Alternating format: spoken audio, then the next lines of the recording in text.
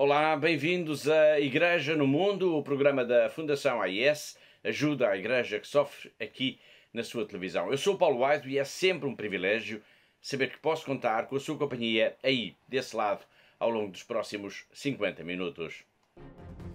A investigação revela que em 61 países, onde vivem 4,9 mil milhões de pessoas, a discriminação e a perseguição contra as minorias religiosas são evidentes, com o direito fundamental à liberdade de pensamento, de consciência e de religião sob pressão ou restringido através de novas leis. 4,9 mil milhões de pessoas, quase 5 mil milhões de pessoas. O número é gigantesco. É a população que vive em 61 países. É o número de vítimas da discriminação ou da perseguição por motivos religiosos. Este número é apenas uma das principais conclusões do relatório sobre a liberdade religiosa no mundo que a Fundação AIS publicou e que foi divulgado oficialmente na passada quinta-feira, no dia 22 de junho. E este vai ser, claro, um dos temas principais do programa de hoje, em que vamos falar com a Catarina Martins de Betancourt, a diretora da Fundação AIS em Portugal, que saúdo desde já. Olá, Catarina. Olá, Paulo, e olá também a todos os nossos telespectadores. Mas vamos começar por Moçambique, um país, aliás, assinalado a vermelho no relatório sobre a liberdade religiosa no mundo por causa da violência jihadista, por causa dos ataques terroristas que começaram em outubro de 2017 e que persistem ao fim de quase meia dúzia de anos. E falamos de Moçambique pois um dos ataques mais violentos aconteceu em 2021. Aconteceu em março de 2021 na vila de Palma.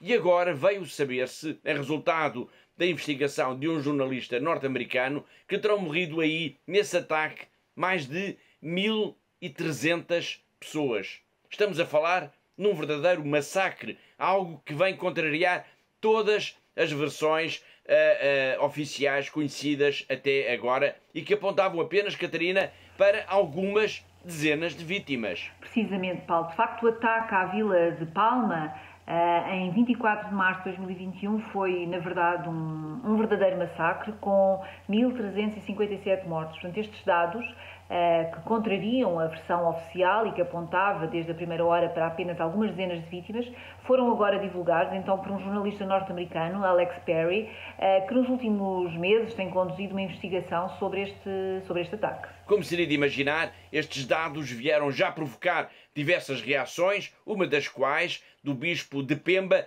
que pede para o governo decretar mesmo luto nacional. Sim, foi uma reação muito forte, emotiva mesmo, de Dom António Juliaço, portanto o bispo de Pemba, que durante a homilia de missa de encerramento da formação dos missionários, que decorreu na capela da Universidade Católica em Pemba, na semana passada, pediu para que as autoridades venham a decretar luto nacional, para que a população possa então chorar e possa também homenagear os seus mortos.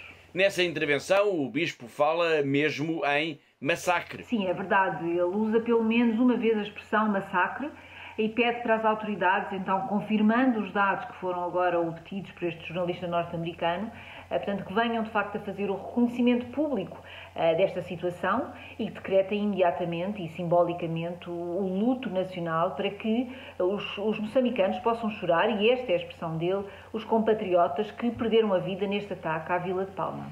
Tudo isto ocorre numa altura em que a Igreja Católica tem manifestado um empenho num eventual processo de negociações que ponha fim à violência terrorista em Moçambique.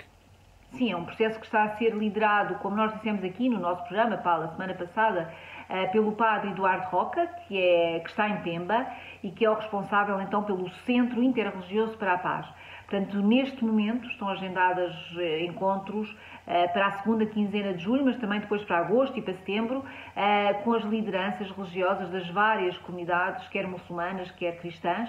E, portanto, um destes encontros vai ocorrer então em Palma, onde se deu então este massacre de março de 2021, mas também irá ocorrer em Mocímboa da Praia e Macomia. O ataque a Palma, o ataque à vila de Palma, foi a 24 de março de 2021. 2021. Na altura, evidentemente, não havia a noção, a percepção da dimensão brutal do massacre que tinha ocorrido. Mas havia já um sentimento de medo generalizado na população, não só na região de Palma, mas também um pouco por todo o país. Um mês depois do ataque, estivemos em videoconferência com o padre Quevirivi Fonseca, que era então responsável pela comunicação da Diocese de Pemba, que nos falou precisamente desse medo, do pânico total que se vivia por aqueles dias em Moçambique. Vamos agora recuperar um breve excerto desta conversa. Passou um mês, um pouco mais de um mês desde o ataque de Palma, a situação continua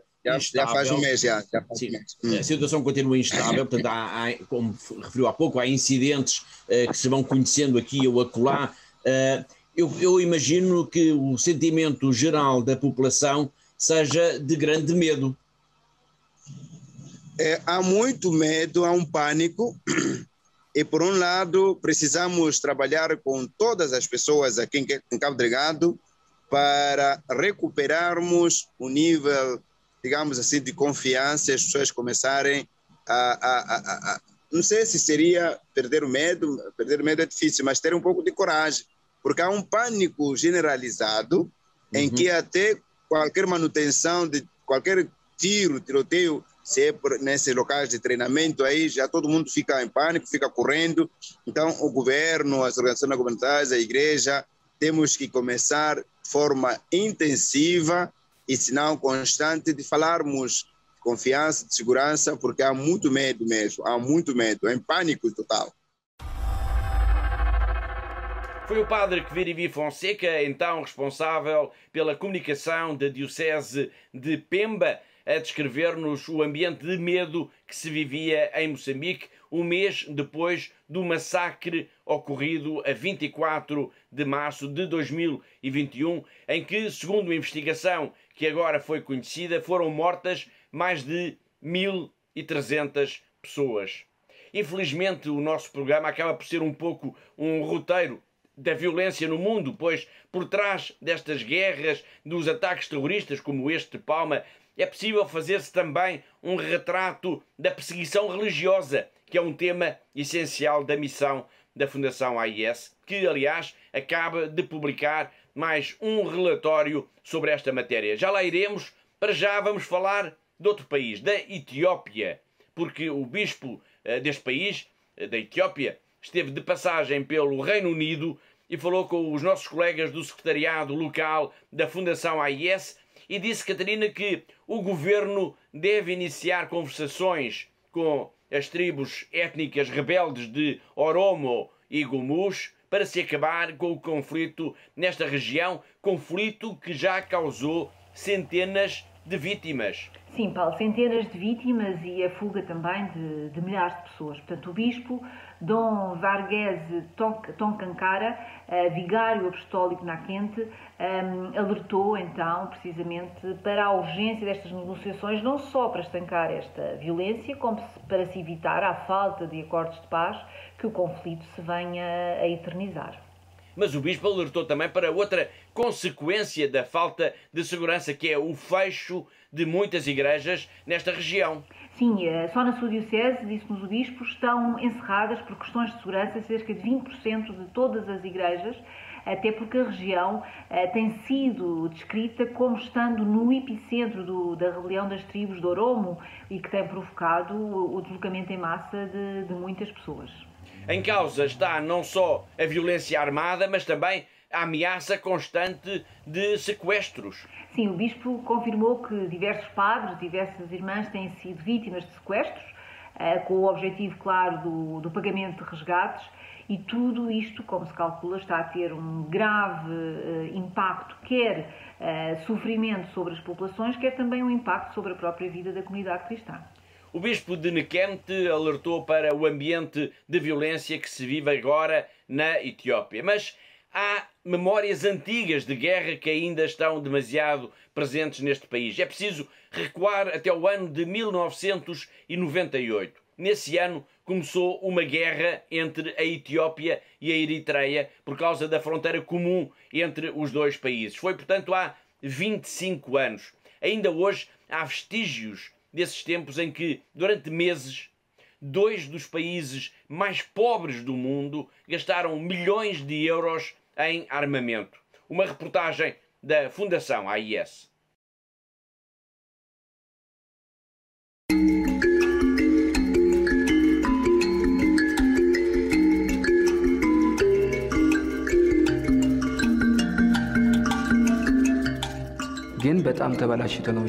Na fronteira entre a Etiópia e a Eritreia, ainda hoje há minas e balas. Não há muita paz nesta região. Há muitos soldados por aqui.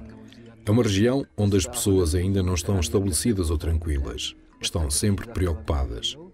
Há muitas pessoas pobres que não têm o suficiente para comer.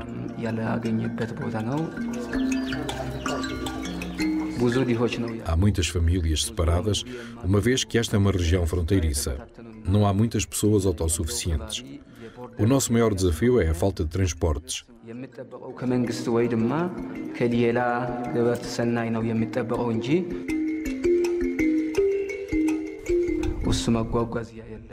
Às vezes temos de percorrer até 25 quilómetros.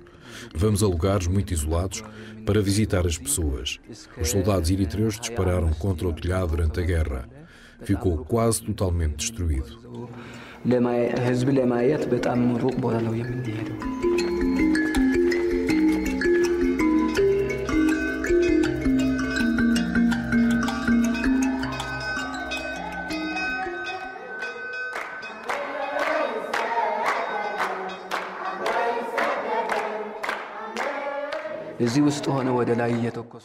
Agora já foi reparado e restaurado, mas esteve em ruínas durante algum tempo.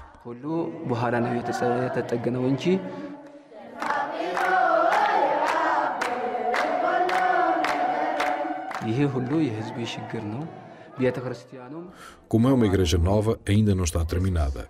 A igreja também precisa de bancos.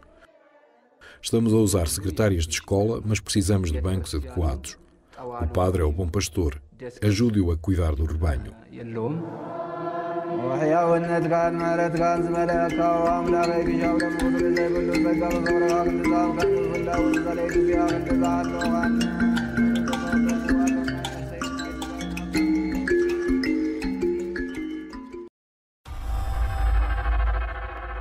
Vamos agora falar do Sudão, outro país em guerra, outro país assinalado com as cores da preocupação no relatório da Fundação AIS sobre a liberdade religiosa no mundo. O Sudão está em guerra desde 15 de abril, quando começaram os confrontos, os combates entre o exército e uma milícia local. Este conflito continua aceso e está a provocar uma situação crítica no plano humanitário. Há milhares de pessoas em fuga, procurando refúgio nos países vizinhos. Um desses países é o Sudão do Sul, onde está, na diocese de Uau, uma religiosa portuguesa, que é a irmã Beta Almendra. Na semana passada, ela contou-nos como a comunidade cristã está a preparar-se para acolher as pessoas, para acolher as famílias do Sudão que estão em fuga. Hoje vamos de novo ao seu encontro. A irmã comboniana vai falar-nos da angariação de fundos que está a decorrer, não só em Uau, mas também na diocese de Juba, e do risco porque passam estes novos refugiados, as pessoas que fogem ao fazerem a viagem até ao Sudão do Sul. Vêm praticamente todos a pé e muitos, diz ela, são roubados. Já vêm sem nada, mas mesmo assim estão na mira dos ladrões, estão na mira dos assaltantes. É uma solidariedade que também parte de nós, que parte daqui das pessoas da igreja de Uau, da diocese de Uau, também ouvi dizer de Juba. Todas as dioceses vão se movimentar para angariar alguns fundos para depois mandar para Khartoum, para ajudar os nossos irmãos e irmãs que neste momento sofrem a guerra e as consequências todas da guerra.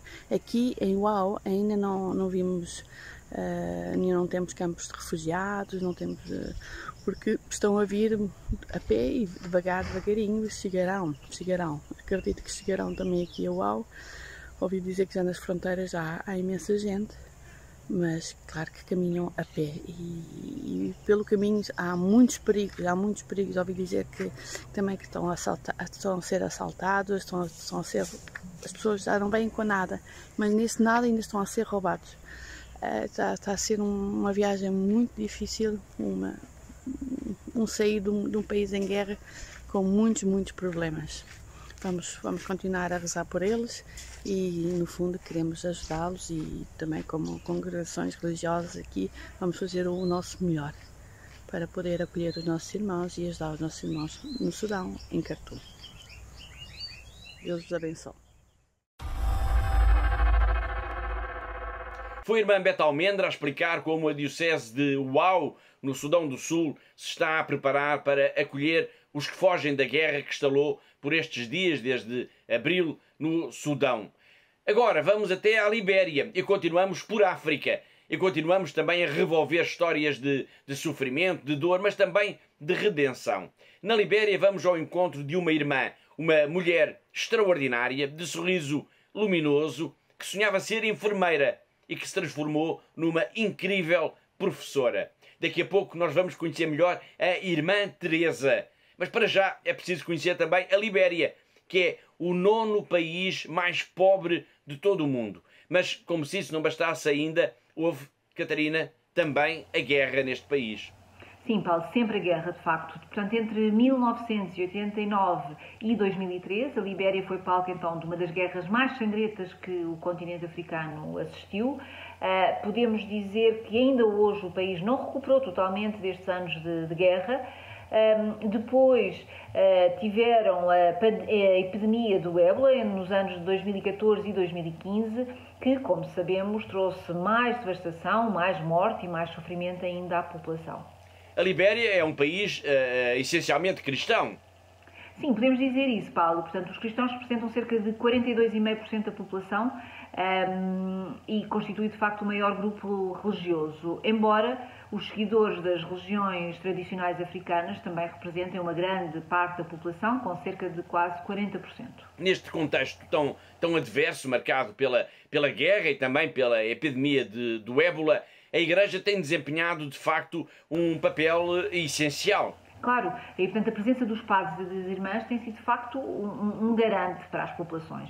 É o que se passa na Libéria, que é também muito comum a outros países de África, Paulo, que na ausência do Estado, na ausência da falta de médicos, de professores, de saúde, de enfermeiros, de facto é a Igreja que vai dando as respostas, é a Igreja que vai colmatando tudo aquilo que falta, que vai ajudando as populações. E é por isso que é tão importante também o apoio da Fundação AIS às várias congregações espalhadas pelo mundo.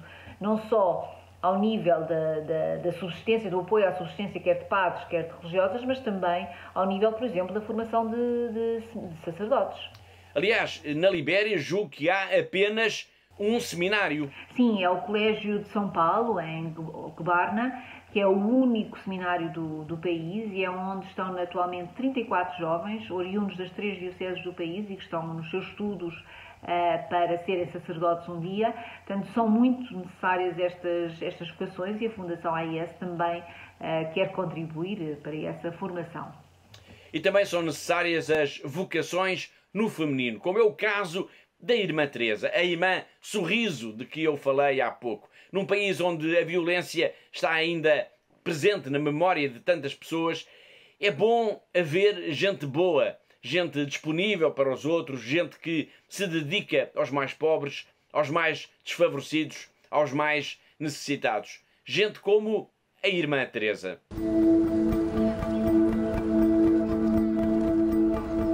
Hi, I'm Sister Teresa. I'm from Liberia, the country with the largest forest in West Africa, the lungs of Africa. In the last 30 years, our country has gone through devastating civil war and horrible epidemic of Ebola. However, recent years have given us hope that it will be better with the grace of God. I am a nun in the congregation of the Sisters of the Holy Family. We have our formation house in a little village surrounded by forests. At the beginning of my vocation, I wanted to be a nurse. But my novice mistress told me instead of going to do nursing, I should do education because I was good in that area. That is why I became a teacher. Apart from teaching at the novitiate, I teach at the primary school, the high school, and the university. Ninja was sent to a boarding school. Working with families is our priority. During our visitation, we pray with them. Sometimes some of them have family problems. We have social workers among us, and so they will do a bit of counseling for them. We believe that our home visitations will help families to be closer to God. All this is possible thanks to you. Thank you, ACN.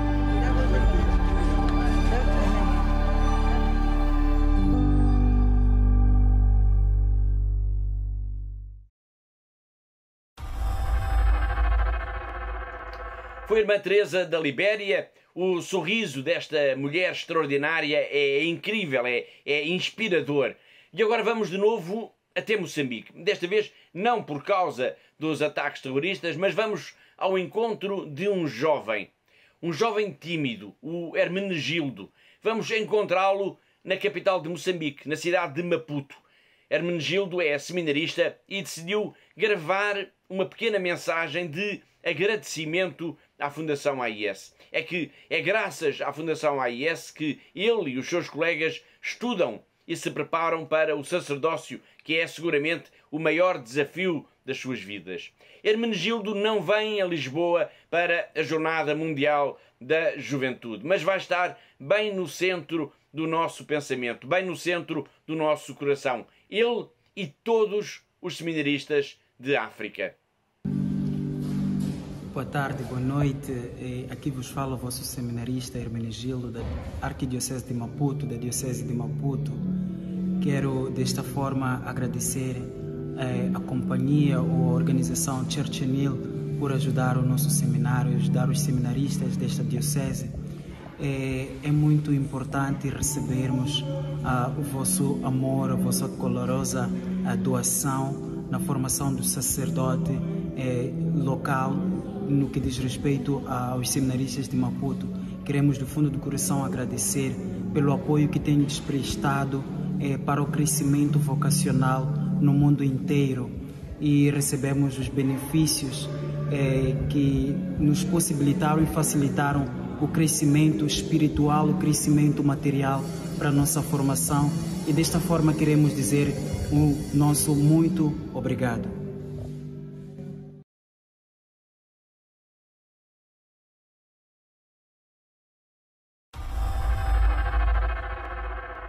E de Moçambique, onde conhecemos o tímido seminarista Hermenegildo, que não virá a Lisboa para a Jornada Mundial da Juventude, mas que está no centro do nosso coração, vamos agora até à China, ao encontro do nosso correspondente em Macau, o jornalista José Miguel Encarnação. A solenidade do Corpo e Sangue de Cristo voltou a ser celebrada em Macau no passado domingo com procissão. Nos últimos 3 anos, devido à pandemia, esta solenidade apenas foi celebrada nas missas habituais, não tendo a procissão sido realizada por questões de saúde pública. Agora, uma vez que Macau voltou à normalidade, a Diocese tem realizado as procissões habituais e a solenidade do Corpo e Sangue de Cristo, que foi retomada há uns anos com o atual Bispo Dom Stephen Lee, depois de ter estado parada, como dissemos, 3 anos, voltou a sair às ruas de Macau no passado domingo. No sábado, no dia anterior, deu-se início a uma oração que durou 24 horas, que foi de sábado até domingo. No domingo celebraram-se então as missas habituais em português e chinês nas várias paróquias da Diocese de Macau. Foram administrados alguns sacramentos, nomeadamente da Eucaristia e da Confirmação. E ao final do dia a população de Macau então saiu às ruas para acompanhar a sagrada hóstia e o ostensório que foi sempre levado pelo bispo Dom Stephen Lee. Foi José Miguel Encarnação, o nosso correspondente em Macau, e assim chegamos ao fim da primeira parte do programa de hoje. Na segunda parte vamos então focar a nossa atenção no lançamento em Lisboa do mais recente relatório sobre a liberdade religiosa no mundo, que foi publicado a nível internacional pela Fundação AIS, e vamos também ao encontro do padre Bernard Dukwu, um sacerdote nigeriano que deu o seu testemunho sobre o que se passa no seu país em relação à perseguição aos cristãos. Nós temos uma entrevista com ele que vamos começar a ver no programa de hoje, mas tudo isso será só depois de um breve intervalo. Até já!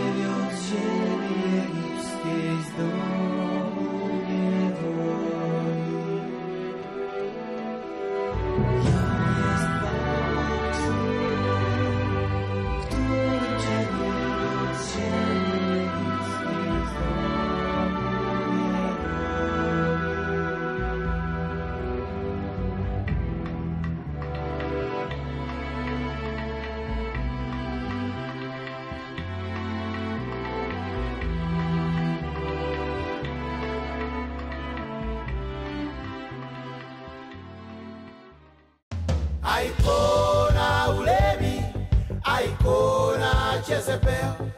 Oh Lord Jesus, help me obey commandment 6. Icona Ulebi, Icona Jezebel. Oh Lord Jesus, help me obey commandment 6. Jesus is the way, Jesus is the truth, Jesus is life, the light in my path. Deliver me from evil, help me overcome. Oh Jesus, oh Jesus, oh Jesus, oh Jesus, yeah. I can say, Jezebel. Oh Lord Jesus, help me obey commandment 6. I can see Our ultimate end will depend on our decision. Choosing truth or not with its power and precision to set us free responsibly for the fullness of love to the end. Set me free, yeah. Our ultimate end will depend on our decision. Choosing truth or not with its power and precision to set us free responsibly for the fullness of love to the end. Set me free, yeah. Deceit and deception, we need divine protection. Divine protection. Deceit and deception, we need divine protection. We need divine protection. Deceit and deception, rescue me. We need divine protection. We need divine protection. Deceit and deception, rescue me. We need divine protection. We need divine protection.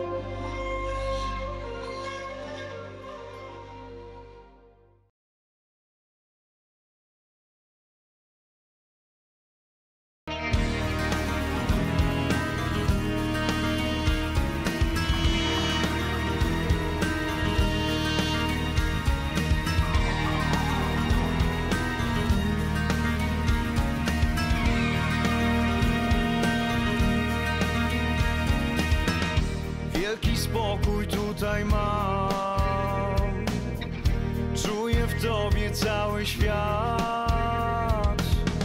Twego serca ruch, jak muzyki rytm, bezpieczeństwo dajesz mi.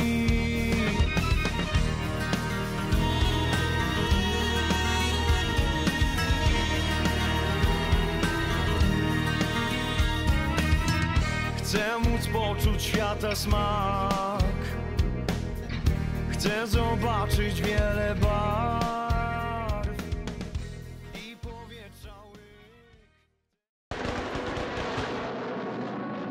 Прилетали снаряды туда каждое утро, каждый день, ночь. У нас постоянно были обстрелы. Словами это не передать, как мы жили 22 дня в подвале.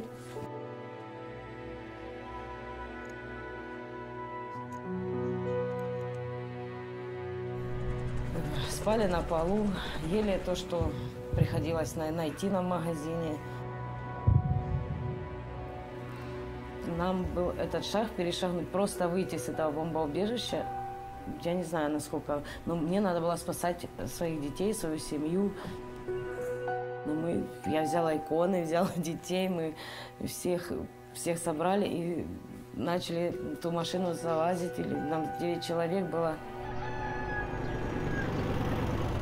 Это было настолько страх, чтобы мы этот момент, хотя бы там километра 3-4 мы проехали, чтобы нас не убило. Мы в Запорожье на Львовском поезде, мы добрались вот сюда, да. Волонтеры нас встретили, привезли в дом паломников. Это, очень спасибо им большое директорам и вообще этой церкви, что нас приютили, нас здесь кормят, нам здесь беспокойно, мы не слышим этих взрывов. Вся наша семья уцелела, слава Богу. Самое главное, это вот мы все живы.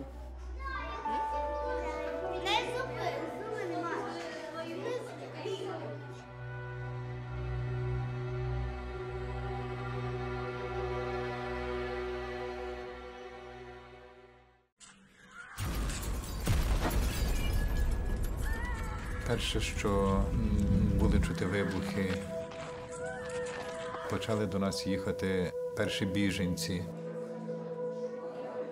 Більшість матері з дітьми. Після початку війни сиділи вдома, спали в ванні, коли стало небезпечно, ми виїхали з дітками сюди. Перших днів війни якось світ змінився в Україні, і ми всі змінилися. В житті, яке змінилося, мусила працювати також і церква. Ми мусили закрити також і нашу католицьку школу, і семінарії. В ці місця ми постаралися також прийняти біженців. Хтось загубив своїх рідних, хтось був зґвалтований. Ми мали йому їх якось підтримати, зрозуміти і дати то відчуття, що ми разом. Дуже вдячна, що ми Богу, що ми попали сюди, і що зараз ми в безпеці, і о нас заботяться. Дуже вдячна.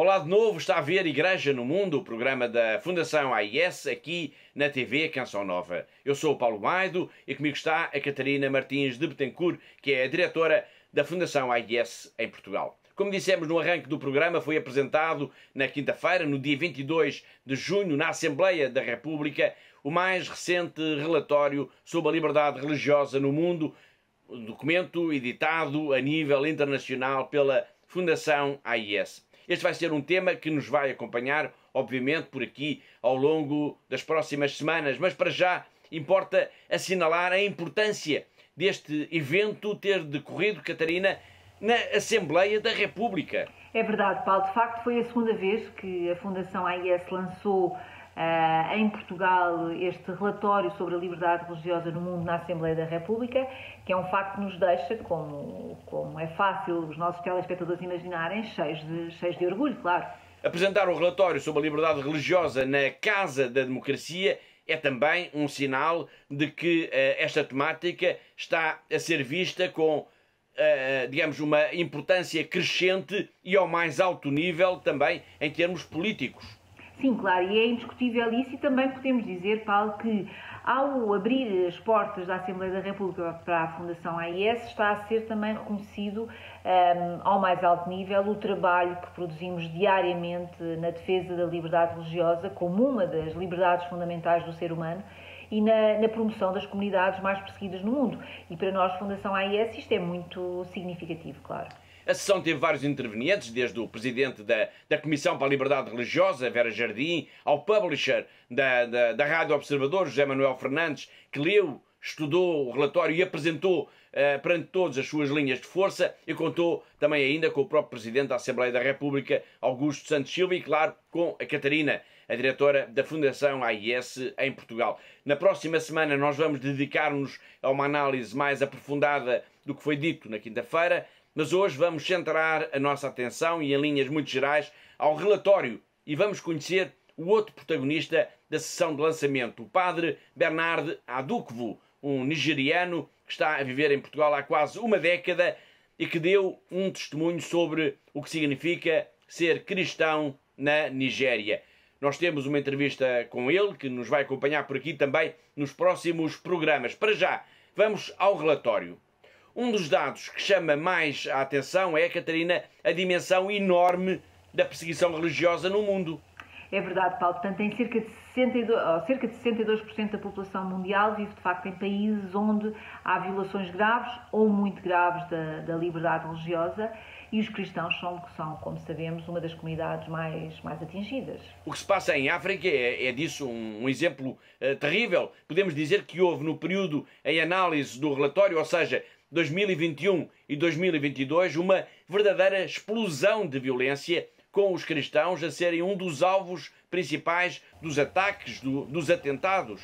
Sem dúvida, Paulo. Portanto, devido à expansão do jihadismo, de facto, o continente africano tem vindo a transformar-se num dos lugares mais perigosos para os cristãos em todo o planeta. Portanto, os exemplos abundam, e durante este período em análise, Paulo, em 37% dos 54 países de África registaram-se níveis perigosos ou mesmo extremos de perseguição e discriminação.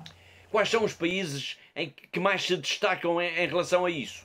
Bom, posso mencionar o Mali, a Nigéria, Moçambique, a República Democrática do Congo, o Burkina Faso, o Níger, os Camarões e o Sudão, e são apenas alguns dos países que estão, de facto, a liderar, de certa forma, esta lista negra, mas depois há outros, infelizmente, que também são países onde a violência por motivos religiosos está presente. É preciso passar a olhar com muita atenção para a África. Sem dúvida, Paulo. Portanto, de facto, a África tornou-se num continente mais violento por causa da expansão do jihadismo, e temos exemplos disso, por exemplo, que vão desde a Líbia, que é um país que está situado no norte de África, até, por exemplo, a Moçambique, que está no sul deste continente africano e que tem sido palco de inúmeros ataques, como, por exemplo, aqui já no programa de hoje mencionamos. Mas, infelizmente, a violência contra as comunidades religiosas é comum a muitas outras regiões e a muitos outros países do planeta.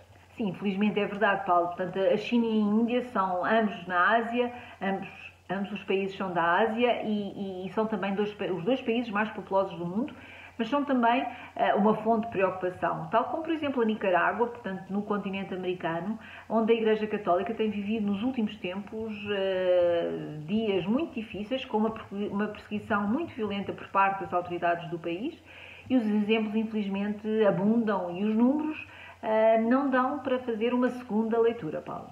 Há pouco avançávamos com um dado que eu reputo de impressionante. Cerca de 62% da população mundial vive em países com violações graves ou muito graves da liberdade religiosa. Isto significa, Catarina, um número astronómico de pessoas.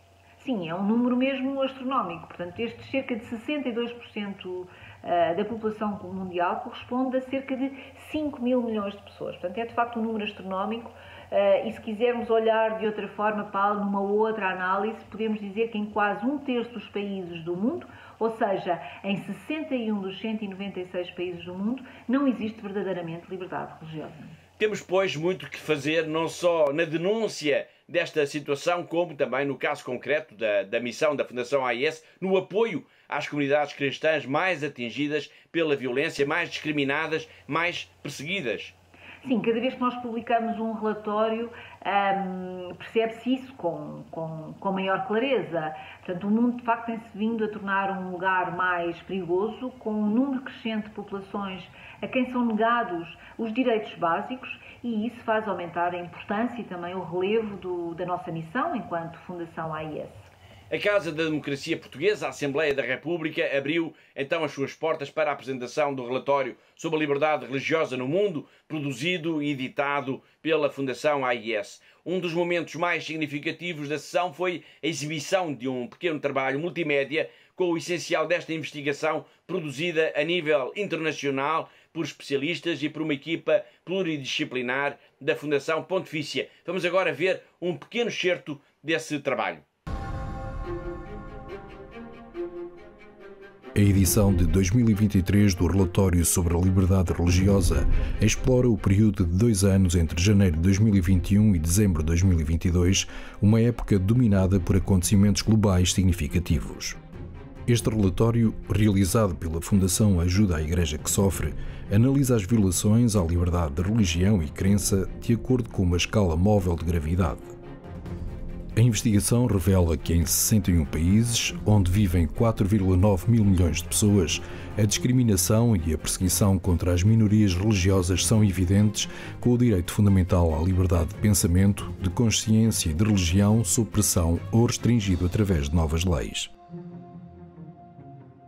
O relatório identifica 28 países como sofrendo perseguição, metade dos quais em África, onde as minorias religiosas enfrentam atrocidades, repressão, vigilância, obstáculos eleitorais e ataques de atores estatais e não estatais.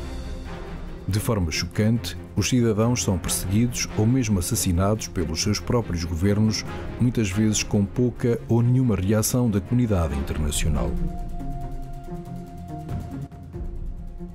Os autocratas, incluindo governos autoritários, extremismo islâmico, nacionalismo étnico-religioso e organizações criminosas, são a força motriz por detrás das piores violações à liberdade religiosa.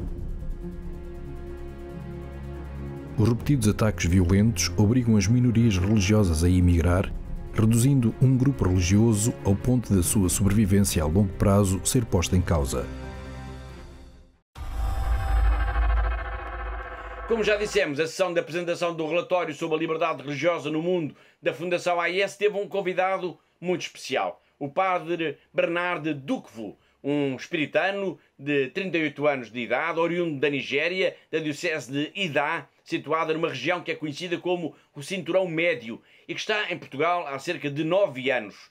Ele veio para aprender a língua e foi ficando, mas está em contacto permanente com a Nigéria. Aliás, daqui a 2 meses ele vai regressar ao seu país para umas curtas férias. Nós temos uma entrevista com este sacerdote que nos vai ajudar a conhecer melhor os desafios e também as dificuldades que os cristãos enfrentam na Nigéria, que é, recordo, o país mais populoso de África. Quando nós olhamos para as notícias, quando nós vemos notícias de ataques a igrejas, a comunidades cristãs, o rapto de padres, o assassinato de padres, há uma questão que se pode colocar logo. É arriscado ser cristão hoje em dia na Nigéria? Eu posso dizer que mesmo no meio destas perseguições, tentações na igreja da Nigéria, não é risco.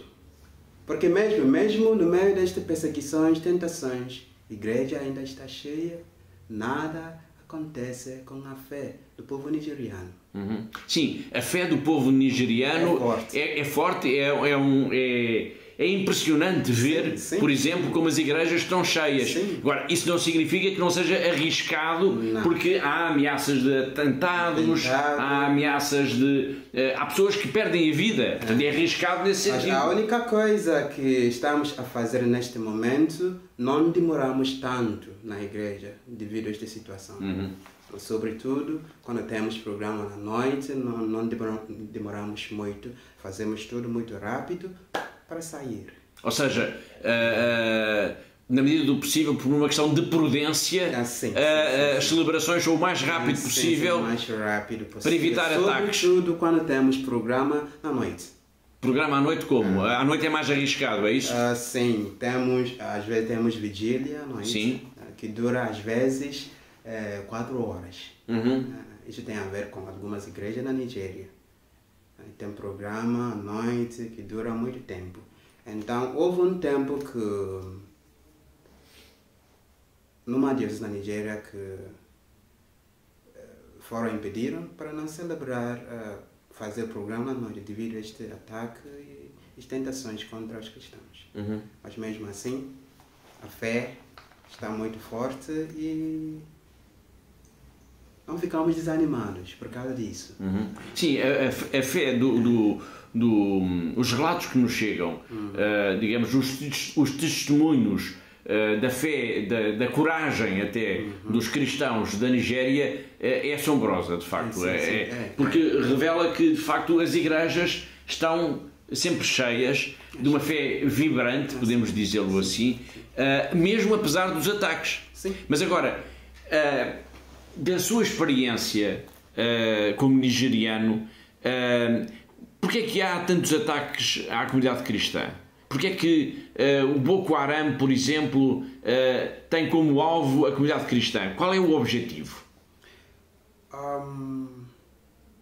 Neste momento, não posso dizer que é uma coisa política. Porque há esta tentação de declarar o país Nigéria como um Estado Islâmico. Há esta tendência há muitos anos. Então, o Boko Haram significa que não devemos aderir à educação, posso dizer, Western Education. Sim, ocidental. Sim, tudo tem que ser uma coisa muçulmana e assim. E tem a ver com a questão religiosa. Querem os muçulmanos, querem estabelecer a sua presença para apagar mesmo a presença da vida cristã na Nigéria. Mas isso é mesmo impossível. Mesmo no norte da Nigéria, onde o Boko Haram atua, digamos, com mais violência e com uma presença mais constante desde 2009, que há ataques do Boko Haram, mesmo no norte da Nigéria, os cristãos resistem e continuam a manter a sua fé viva, apesar disso? Sim, apesar disso, não desistem. A fé ainda está muito forte. Está muito forte. É encorajador verificar esse exemplo, não é? Ver como numa zona onde os ataques são tão constantes, o terrorismo é uma ameaça tão real, tão concreta, e apesar disso as pessoas, por exemplo, vão à missa, mesmo que as celebrações sejam mais rápidas, vão à missa ao domingo, não sabendo o que lhes poderá acontecer, não é? Sim. Aquilo que nós estamos a viver agora na Nigéria é tal como a palavra de São Paulo. Para mim, viver é Cristo. E morrer é lucro. Para mim, viver é Cristo. Mesmo na tristeza, viver é em Cristo. Na alegria, viver é em Cristo. No meio das perseguições, viver é Cristo. É isso que estamos a viver neste momento. É a nossa fé. Foi o padre Bernardo Ducvo que nos vai fazer companhia por aqui ao longo das próximas semanas. Com ele vamos ficar a conhecer também melhor alguns dos principais desafios e riscos que a comunidade cristã enfrenta na Nigéria nos dias de hoje, situações que estão abundantemente retratadas também no relatório da Fundação AIS sobre a liberdade religiosa no mundo, que foi apresentado em Lisboa na passada quinta-feira, dia 22 de junho. E chegamos praticamente ao fim do programa de hoje. Apenas uma última nota ainda para relembrar, porque isto é de facto muito importante, que através da declaração do IRS, que agora estamos todos a entregar, é possível de forma fácil, gratuita e eficaz ajudar, Catarina, esta igreja que sofre, ajudar os cristãos perseguidos no mundo e de que tanto falámos hoje por aqui. Sim, Paulo, e é sempre bom relembrarmos aqui no nosso programa, uma vez mais, que esta de facto é uma forma muito simples, muito prática e barata de apoiar os cristãos perseguidos. Portanto, basta que na nossa declaração de IRS façamos uma cruz e doemos 0,5% do nosso imposto à Fundação AIS. Com esse dinheiro poderemos, por exemplo, ajudar os países onde as comunidades cristãs são perseguidas e que mencionámos hoje aqui no nosso programa. Portanto, como dizemos aqui semanalmente, Paulo, nós temos este compromisso para com esta igreja que sofre, para com esta igreja perseguida no mundo, e não podemos falhar, e por isso contamos com cada um dos nossos telespectadores, com cada um dos nossos amigos e benfeitores para nos ajudarem nesta missão de apoiar a igreja que sofre no mundo. É isso mesmo, fazendo uma cruz na sua declaração do IRS, está a ajudar a suportar a cruz do sofrimento dos cristãos no mundo. Para não ter dúvidas sobre como se preenche a declaração do IRS, com esta consignação para a Fundação AIS, nós preparamos um pequeno explicador que vamos ver já de seguida. A consignação de 0,5% do IRS não tem qualquer custo para si. É um gesto simples e rápido, através do qual pode ajudar sem ter que gastar. O donativo é retirado do imposto total que o Estado liquida, não afetando o que tenha que receber das finanças. Assim, ao doar 0,5% do seu IRS, sem custos acrescidos para si, estará a ajudar a Fundação AIS no seu trabalho junto às comunidades cristãs mais necessitadas.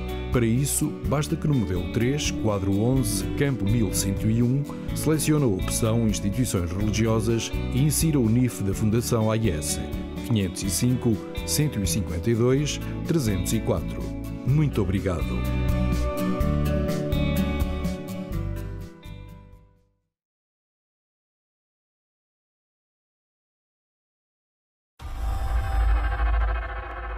E com esta informação útil sobre a declaração do IRS e a ajuda que isto pode significar para os cristãos perseguidos no mundo, chegamos ao fim do programa desta semana. Resta-me agradecer a colaboração da Catarina, a diretora da AIS em Portugal, assim como de todos os que ajudaram a produzir, a editar e a levar até si este programa. E já sabe, em fundação-ais.pt, fundação-ais.pt, que é o site da ajuda à Igreja que Sofre, pode acompanhar a par e passo tudo o que diz respeito à vida da Igreja nestes países onde os cristãos são tão ameaçados. E já sabe também, quando consigo, sempre aí desse lado, na próxima semana. Até lá, se Deus quiser.